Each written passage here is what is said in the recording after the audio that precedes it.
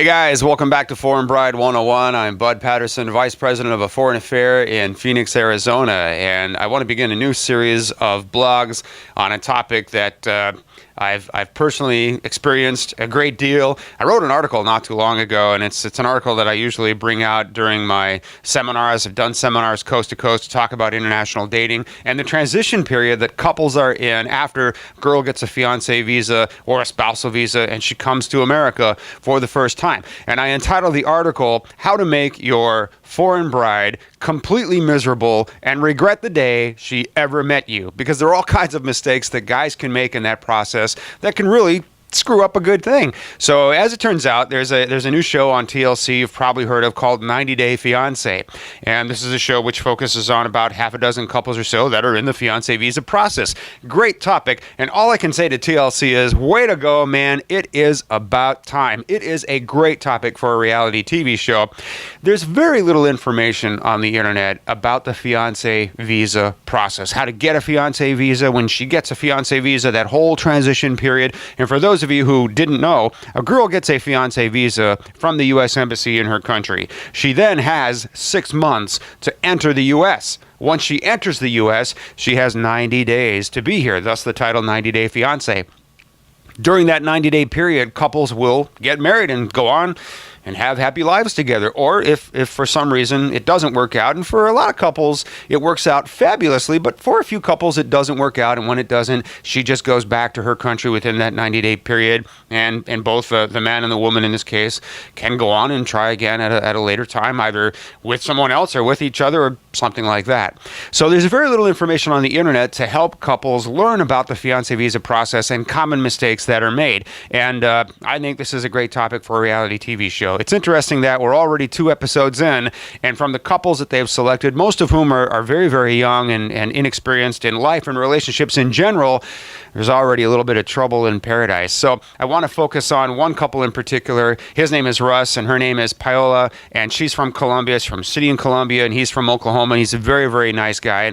And let me just preface this whole entire series of blogs by saying I truly wish all of these couples really, really well. And the mistakes that I'm about to point out in this new video blog series are mistakes that I definitely am guilty of making. That's how I recognize them and see them. So anyway, I want to begin with Russ and Paola. So Russ lives with his parents. He lives at home with his parents. It's a nice house. He has a room in his parents' house. He has his room, the room he always had when he was young and growing up, and it's decorated with his toys and things. So he brings his foreign fiance, and she's handling it really well, I think, but he brings Paola to his home and he shows her his room. And Paola, on camera, again, beautiful, smart girl. She handles it really, really well, but she comes to realize that this is going to be our living space as a new couple for the next at least 90 days and for the foreseeable future. Now, Russ has really great intentions, and he obviously loves Paola, but you can see Russ is visibly very, very nervous about Paola and their limited living space right under the watchful eye of his parents, who aren't entirely sure what to make of Russ's new fiance.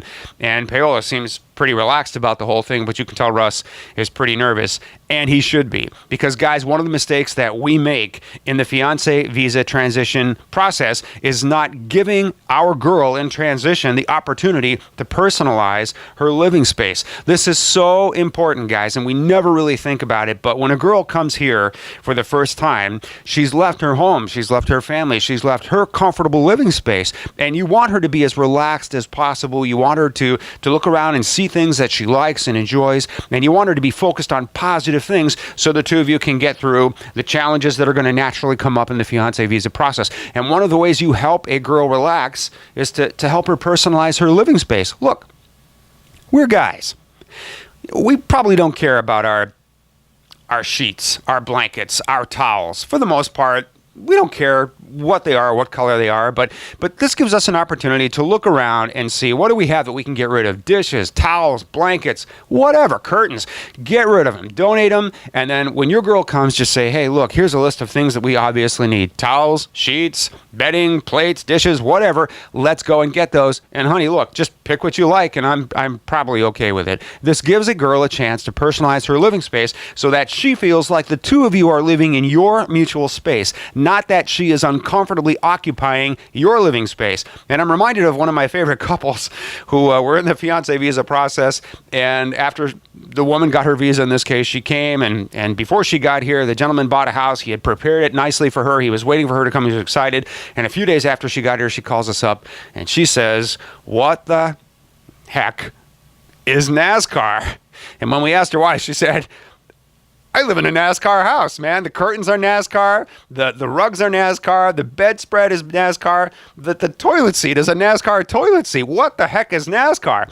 And obviously, he was a NASCAR fanatic, and she now lived in a NASCAR house. So that was actually a couple of years ago, and I'm happy to report that they're still doing fine. They overcame that. But that is just an example of how we have to take into consideration, guys, that women are going to need to personalize their living space. This is really only natural for them, and we have to allow that to happen. So there's another couple in the series, Mike and Aziza. Aziza's from Russia, and they ran into this a little bit. Mike comes home, Aziza's there. He walks in the door, and she says, "Hey, take off your shoes." And he's wearing Crocs or something, and he thought it was kind of funny, and he took his shoes off. He wasn't sure if she was serious or not. And then she explained later on that in Russia, we have a custom that you really don't wear shoes around the house. You take your shoes off at the door. In fact, when neighbors come and visit you or friends, we give them slippers to wear around the house, and we consider it quite disrespectful to wear your shoes around the house. Now, in America, we wear our shoes around the house. That's completely no big deal. But in Russia, it is a custom. It's a part of Aziza's life and any Russian or Ukrainian woman's life to not do that. So again,